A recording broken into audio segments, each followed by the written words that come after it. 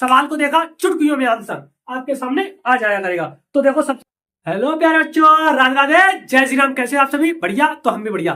देखिए आज आप लोगों के सामने एक नया और स्कोरिंग चैप्टर है जिसका नाम है some application of trigonometry. Trigonometry की कुछ एप्लीकेशन यानी कि त्रिकोणमिति के कुछ अनुप्रयोग होंगे, कहां कहां पे यूज किया जाएगा। जैसे कि अगर आप कुतुब मीनार देखने गए, कुतुब मीनार की ऊंचाई क्या है, उसने आपके साथ क्या कोण पाया है, कितनी आपने दूरी रखी है, ये सब किसमें पढ़ने को मिलेगा आपको? ट्रिग्नोमेट्री का। अगर जैसे कि आपने कोई भी एक सीढ़ी है, आपने क्या किया है, कोई भी एक सीढ़ी को लगाया, जमीन से कितनी दूरी आपने नाप ली, तो उस सीढ़ी की लंबाई क्या होगी, कित कोण से बनेगा, ये आप किसके द्वारा माप सकते हैं? इसी चैप्टर जब सीख लोगे तो आपको ये सब चीजें अपने आप निकालना आ जाएंगी, कोई बताने की जरूरत नहीं पड़ेगी, आप सब कुछ सीख जाएंगे पहले से ही। ओके ना?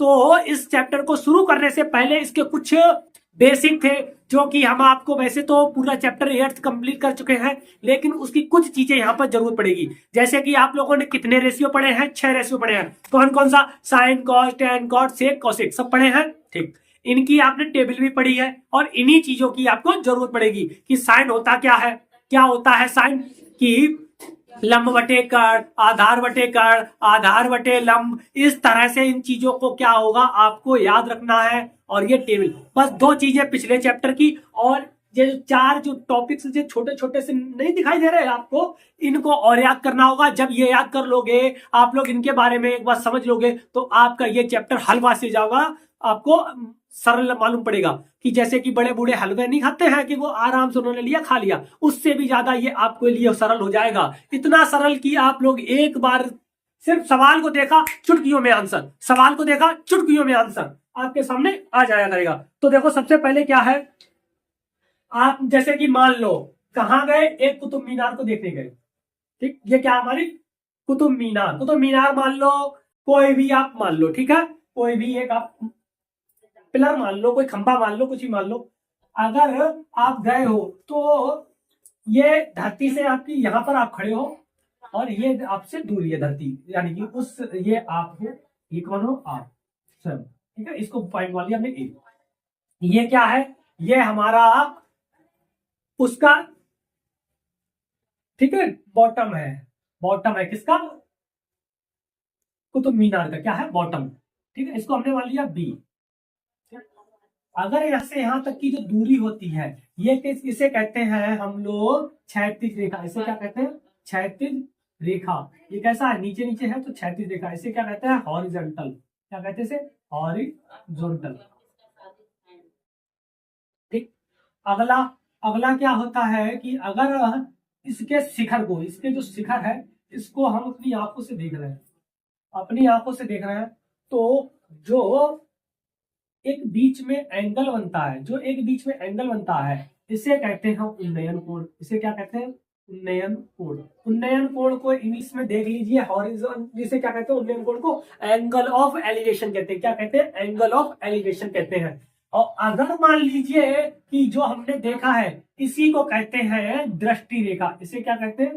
दृष्टि रेखा। इसे कौन सी रेखा कहते हैं? दृष्टि रेखा कहते हैं। क्या कहते हैं? दृष्टि रेखा, यानी कि लाइन ऑफ साइट कहते हैं। क्या कहते हैं? लाइन ऑफ साइट कहते हैं।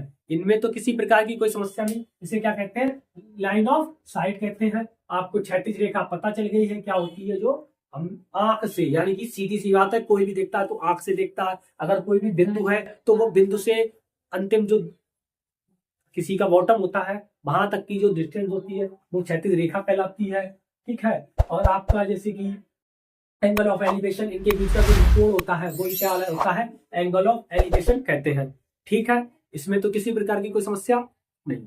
अगला देख लीजिए, अगला है आपका एक अवनमन कोण। अवनमन कोण क्या होता है? अब हम मान लीजिए कि अपनी छत पर बैठे हैं। कहां पर बैठे हैं? छत पर बैठे हैं।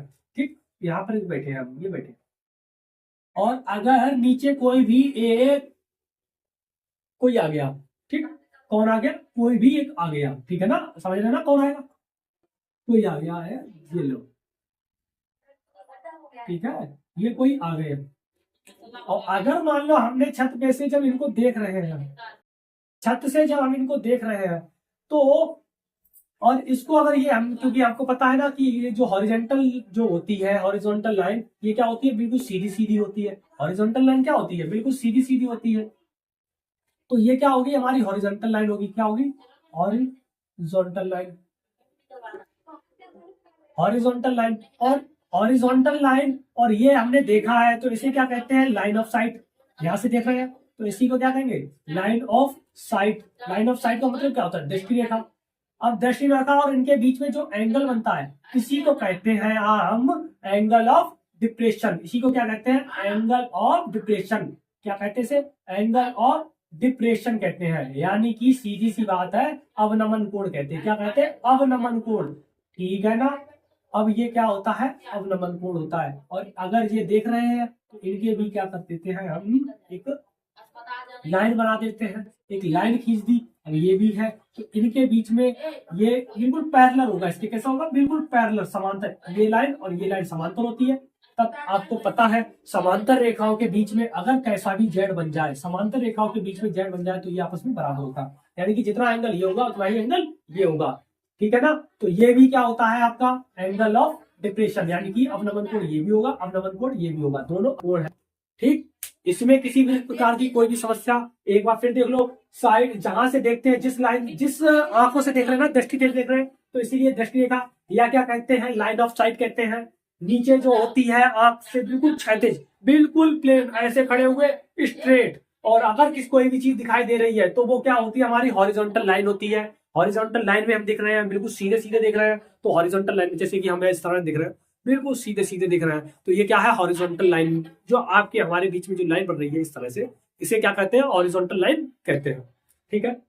बीच का, अब जैसे कि अब एलिवेशन और हमारा जो हॉरिजॉन्टल लाइन है, इनके बीच का जो एंगल होता है, जैसे कि एलिवेशन ये वाला ऊपर, ठीक है, ये इनके बीच का जो एंगल होता है इसी को कहते हैं एंगल ऑफ एलिवेशन कहते हैं। इसमें किसी प्रकार की समस्या, अब हम करते हैं इसके क्वेश्चन को, इसके सॉल्व ले लीजिए इसका।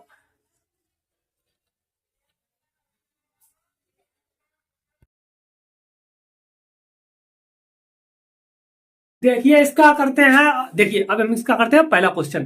पहला क्वेश्चन पढ़ते हैं, और देखिए हिंदी में आपके नीचे दिखाई देगा, और इंग्लिश वाला ये हमने लिख दिया है, बहुत ज्यादा इस बार छोटा लिख दिया है, लेकिन अगला वाला सही लिखेंगे। ठीक है। तो देखो क्या है, ए सर्कस आर्टिस्ट, एक जो सर्कस का आर्टिस्ट है, इज क्लाइंबिंग, यानी कि चढ़ रहा है, ए 20 मीटर रॉक, एक 20 मीटर लंबी रस्सी है, उस पर क्या है, सर्कस का जो आर्टिस्ट है वो चढ़ रहा है। विच इज टाइटली स्ट्रेच, यानी कि जो क्या है, बहुत ही टाइट से खिंची हुई है। टाइटली क्या है, स्ट्रेच है, खिंची हुई है। एंड टाइट, और बंधी हुई है, फ्रॉम द टॉप, उसके टॉप से, ऑफ ए वर्टिकल पोल, जैसे कि हमारे पास एक वर्टिकल पोल है। क्या कह रहा है, एक वर्टिकल पोल है, उससे एक 20 मीटर लंबी एक रस्सी बंधी हुई है।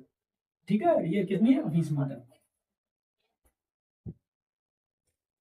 आगे क्या कह रहा है, ठीक है, देखो ना, फ्रॉम द टॉप, टॉप से, of the vertical pole, vertical pole से, टू द ग्राउंड, यानी कि ग्राउंड से, ये ग्राउंड से एक पोल है, और उससे 20 मीटर एक लंबी रस्सी बंधी हुई है।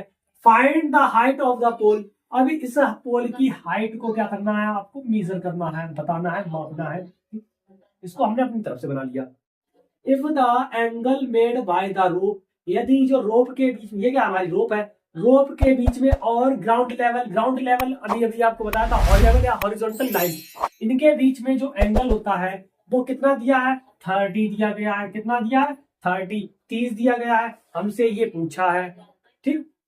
आप लोगों को अगर याद होगा, लाल बटे कक्का से, लाल बटे कक्का से अगर आपको याद है तो पहला वाला साइन होता है। साइन क्या होता है, लंब बटे कट, यानी कि लंब, लंब लंब मतलब हाइपोटेनियस, लंब बटे, सॉरी लंब क्या होता है, परपेंडिकुलर, और हाइपोटेनियस कट। ठीक है ना। इससे देखो, इसको दूसरी भाषा में क्या कर सकते हैं हम, P B P upon H H B. ठीक है। साइन क्या होता है, परपेंडिकुलर अपॉन हाइपोटेनियस, परपेंडिकुलर ये रहा, अपॉन हाइपोटेनियस ये रहा। तो इस तरह से हम लगा सकते हैं, कौन सी कंडीशन में, जब 30 दिया गया है। तो देखो कौन सा लगाएंगे हम इसमें, साइन 30 लगाएंगे। ठीक है ना। क्यों साइन 30 लगाया, फिर से एक बार देख लो, हमारा यहाँ पर परपेंडिकुलर पूछा है, हाइपोटेनियस दिया गया है, तो हाइपोटेन्यूज परपेंडिकुलर के बीच में एक रिलेशन होता है, साइन होता है। तो साइन 30 इसलिए हमने लिख लिया, साइन 30 लिखा। तो साइन 30 बराबर होता क्या है, साइन होता क्या है h/20, यानी कि सीधी सी बात है परपेंडिकुलर अपॉन हाइट, ऐसे लिख लो भैया। परपेंडिकुलर अपॉन हाइपोटेन्यूज क्या होता है, परपेंडिकुलर अपॉन हाइपोटेन्यूज, या क्या कह सकते हैं लाल बटे का से लाम बटे कर्ड। साइन 30 की वैल्यू 1/2, परपेंडिकुलर पूछा ही है यानी कि लंब पूछा ही है, तो उसको ऐसा ही रखो, अपॉन हाइपोटेन्यूज दी गई है, हाइपोटेन्यूज कितनी है 20, ठीक है। क्रॉस मल्टीप्लीकेशन, तो ये 2p बराबर क्या आ जाएगा 40, तो p बराबर कितना आ जाएगा, मल्टीप्लाई वाला डिवाइड में आ जाएगा तो कितना आ जाएगा 20। इसका मतलब है जो हमारे इसकी हाइट दी गई है वो कितनी आएगी 20 मीटर, ठीक है। किसी प्रकार की कोई समस्या, फिर हम लिख भी दे रहे हैं, लेट द हाइट ऑफ पोल, माना पोल की लंबाई, माना पोल की लंबाई बराबर कितनी है h है, h मीटर है। तो h बराबर यानी कि p बराबर कितना हो गया, ठीक है, p कितना हो गया 20 मीटर। p और h एक ही बात है ना भाई, p है भाई h है हमारी, इसको हम h ले लो भाई। h में अगर कंफ्यूजन लग रही है p में, तो ये क्या हो गया हमारी h हो गई, ये h हो गई। तो h बराबर कितना आ गया 20। इस तरह से ये हमने पहला क्वेश्चन किया, अगला वाला देखो करते हैं, ठीक है। इसका स्क्रीनशॉट ले लो, फिर हम अगला करते हैं, बहुत सरल है।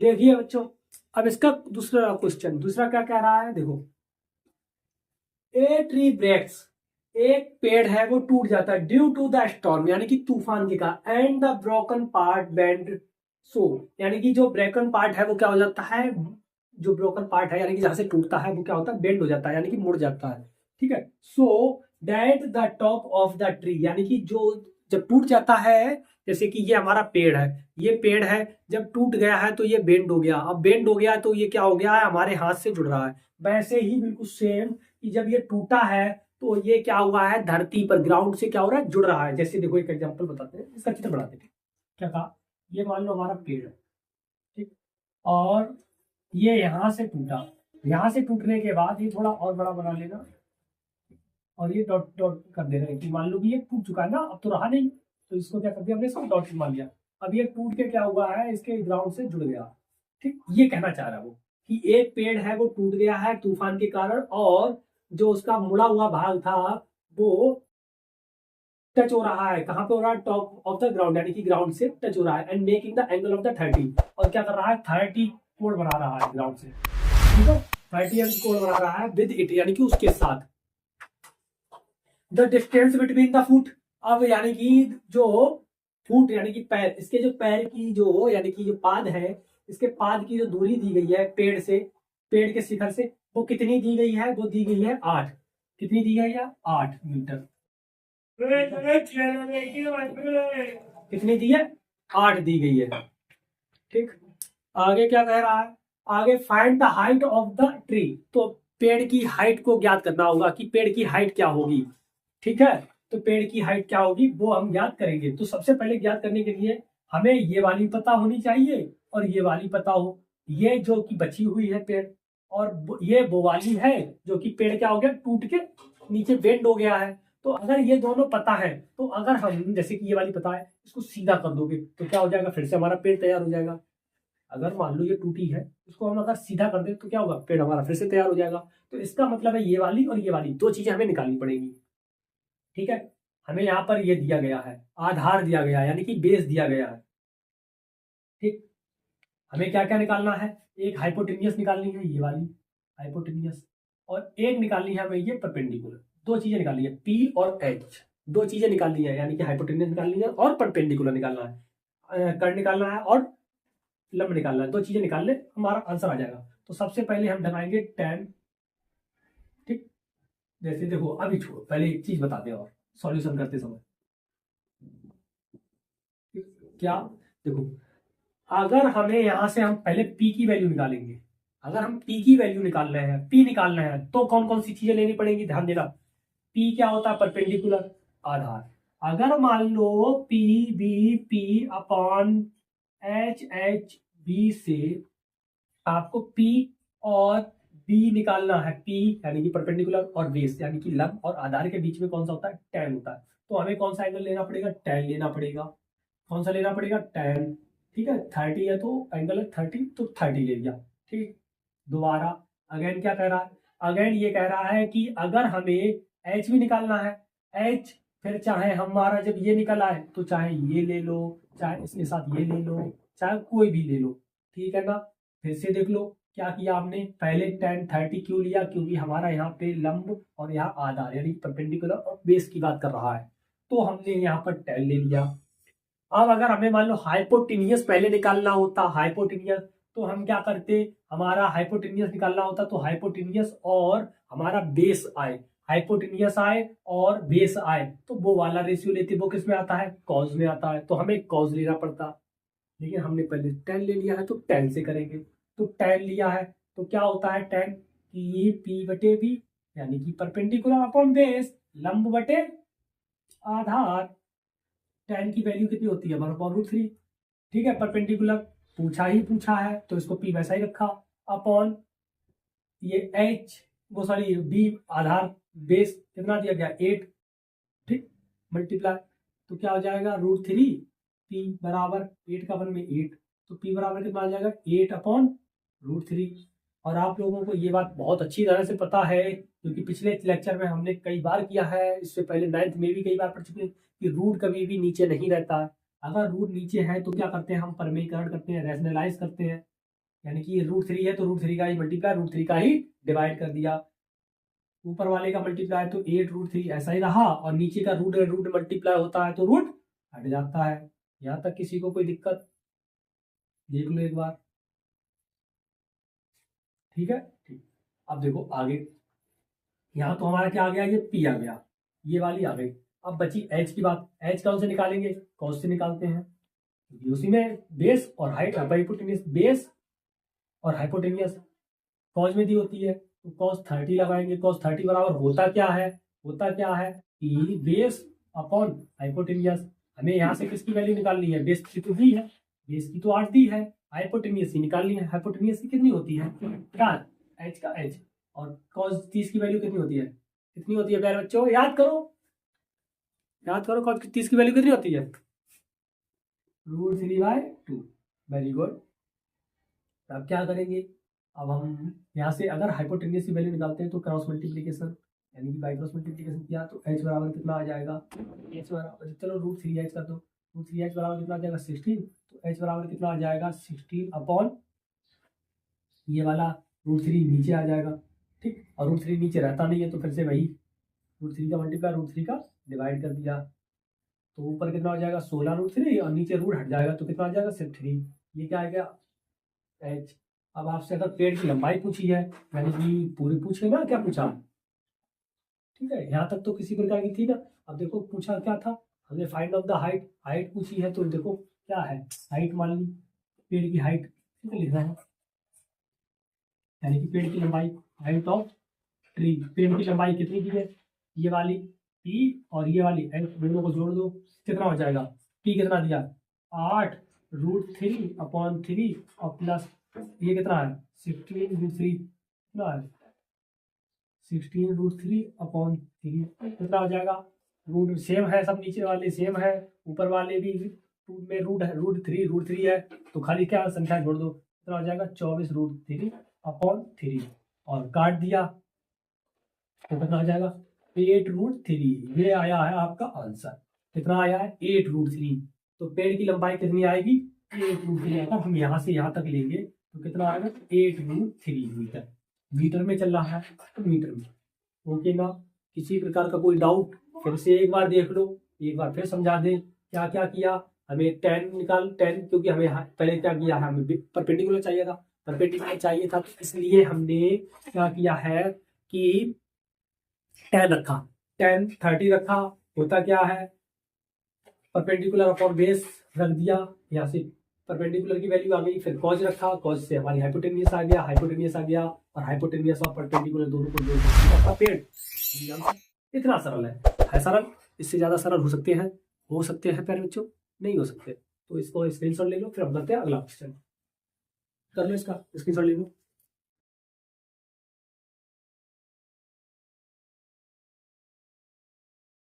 देखिए, ये इतना अच्छा सवाल है। देखो देखने में कितनी लाइनें घेर दी, लेकिन इतना बड़ा होगा नहीं। अगर हम इसको करें तो मुश्किल में 4 लाइनों में समाप्त, 4 से 5 लाइनों में समाप्त। लेकिन आपको समझाने के लिए थोड़ा बनाना पड़ेगा। लेकिन तो क्या करते हैं हम, थोड़ा देख, कोई बात नहीं, 1-2 लाइन बढ़ेगी तो कोई बात नहीं, लेकिन हाँ करेंगे सही से, ऐसे कि सीखते चले। तो देखो, एक कॉन्ट्रैक्टर है, एक ठेकेदार है, plans to the install 2 sides for the children. वो क्या करता है, बच्चों के लिए एक फिसलनदार पट्टियां बनाता है। जैसे कि आप लोगों ने नहीं झूला झूलने जाते हैं, पार्क में जाते हैं, तो उस पर रपक लेते हैं, रपकने वाला होता है जैसे फिसलने वाला, उस पर बैठे ऊपर से तो नीचे फिसलते हुए चले जाते हैं, उसी वाले को बना रहा है। ठीक है, to the play in the park, यानी कि पार्क में, for the childrens below the age of 5 years, 5 साल से नीचे वाले जो बच्चों के लिए वो बनाता है। किस तरह का बनाता है, she prefer to have the slide whose top is at the height of 1.5 metre, यानी कि जो 5 से छोटी साल के बच्चे हैं उनके लिए वो बनाता है जिसकी ऊंचाई 1.5 मीटर हो। जैसे कि 5 साल के बच्चों के लिए उसने बनाया, 5 साल के बच्चों के लिए, तो उसकी जो ऊंचाई होगी वो कितनी होगी, 1.5 मीटर होगी। कितनी होगी, 1.5, और इस तरह से उसने बनाया है।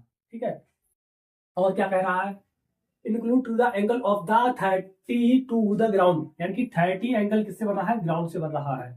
ठीक है, आपको क्या दिया गया है, 1.5 मीटर ऊंचाई दी गई है और 30 का कोण बना रहा है, ये बात कहा। आगे ये एक कंडीशन में आ गया। ठीक है, ये कितना है, एक कंडीशन में। आगे क्या कह रहा, where are for the elder children, यानी कि बड़े बच्चों के लिए बात कर रहा है। बड़े बच्चे मतलब 5 साल के लिए है, 5 से ज्यादा वालों के लिए।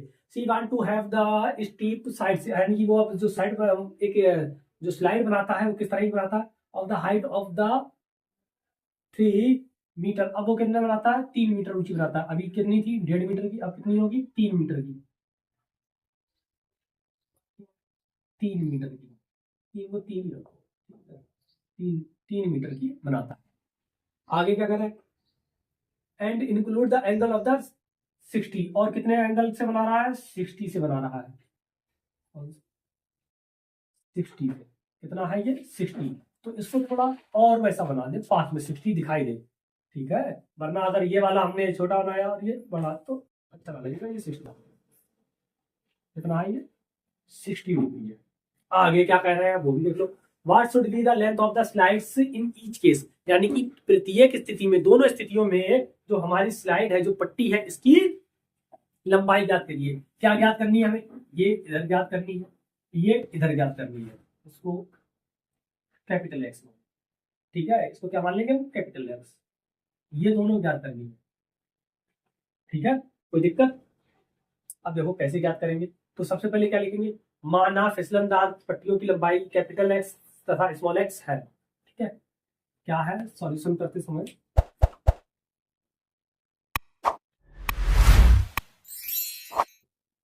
Let the length of the slide, माना पट्टियों की लंबाई x मीटर एंड तथा स्मॉल एक्स मीटर है। ठीक है ना, कैपिटल एक्स मीटर तथा स्मॉल एक्स मीटर है। अब क्या करेंगे, देखो सबसे पहला पहली कंडीशन में, फिर दूसरी कंडीशन, दोनों को क्या करना है, हमें अलग अलग निकालना है। तो अलग अलग निकालने के लिए क्या करेंगे, सबसे पहले आपको ये क्या होता है, ये हाइपोटेनियस होता है, और ये क्या होता है, हमारा परपेंडिकुलर होता है। हाइपोटेनियस परपेंडिकुलर, हाइपोटेनियस परपेंडिकुलर लाल बटे का से, या P B P upon H H B से देख लो किसमें होता है। ठीक है, अगर आप चाहें तो लाल बटे कक्का से भी वही बात है, लाल बटे कक्का ही है। ये हिंदी वालों के लिए, ये इंग्लिश वालों के लिए एक ही चीज है।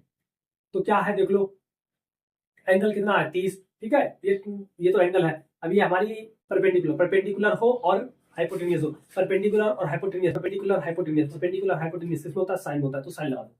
क्या लगाएंगे, साइन, एंगल कितने की बात कर रहा है, 30 की, तो 30 बराबर परपेंडिकुलर अपॉन हाइपोटेनियस। परपेंडिकुलर कितना दिया गया है, हमारा दिया गया है 1.5 अपॉन हाइपोटेनियस स्मॉल एक्स, और साइन 30 की वैल्यू होती कितनी है, 1/2, कैचे वाला गुणा, तो इसके साथ मल्टीप्लाई आ जाएगा, तो एक्स बराबर कितना आ जाएगा, 3।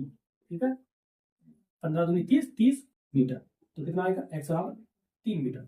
इसी तरह से अगर हम इस वाले को करेंगे अगेन, ठीक है, अब दोबारा दूसरे के लिए पुनः, क्या करेंगे, पुनः दूसरे वाले के लिए क्या करेंगे, ठीक। कितना होगा, वही चीज बिल्कुल सेम, इधर परपेंडिकुलर हाइपोटेनियस, तो क्या लगाएंगे हम, साइन लगाएंगे, ठीक है। क्या लगाएंगे, साइन, रफ ही कर दो, क्या फायदा। साइन कितना है 60 बराबर क्या होता है, परपेंडिकुलर अपॉन हाइपोटेनियस। परपेंडिकुलर कितना दिया गया है हमारा 3 अपॉन हाइपोटेनियस कितना दिया गया है कैपिटल एक्स, ठीक है। और इधर साइन 60 की वैल्यू √3/2 होती है, ठीक है।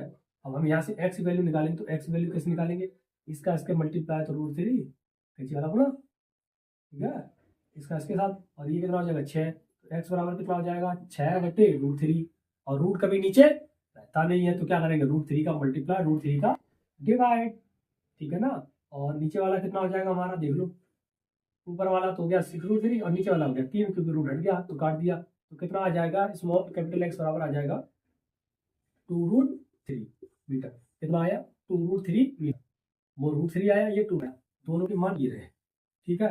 किसी प्रकार की कोई समस्या, देख लो कितना सरल सवाल है, इस तरह से हमने इसको कर लिया है, ओके ना। देखो कितने कितने सरल है, दिखाई इतने बड़े देते हैं और हो एक लाइन में जाते हैं, ठीक है। दिखाई तो कुछ देते हैं, वो बहुत कम में जाते हैं, तो इस तरह से हम सवाल को कर सकते हैं। ये था आपका लास्ट क्वेश्चन। इसके बाद मिलेंगे अब हम आप लोगों से नए लेक्चर, मतलब अगले वीडियो में इसके हम बचे हुए क्वेश्चंस को करेंगे, ठीक है। तो कुछ ही करेंगे, पूरे नहीं कर पाएंगे, ठीक है, क्योंकि वो बहुत लंबी हो जाएगी, बहुत लंबी करनी नहीं है, ठीक है। इतनी करेंगे जिससे कि आपको बोरियत ना हो, ठीक है ना। तो तब तक के लिए आप लोगों से क्षमा चाहते हैं, राधे राधे, जय श्री राम। और जो कोई भी हमारे चैनल पर नया हो सब्सक्राइब कर ले, और अगर वीडियो पसंद आई है तो सब्सक्राइब कर ले आप लोगों को। तब तक के लिए राधे राधे, जय श्री राम।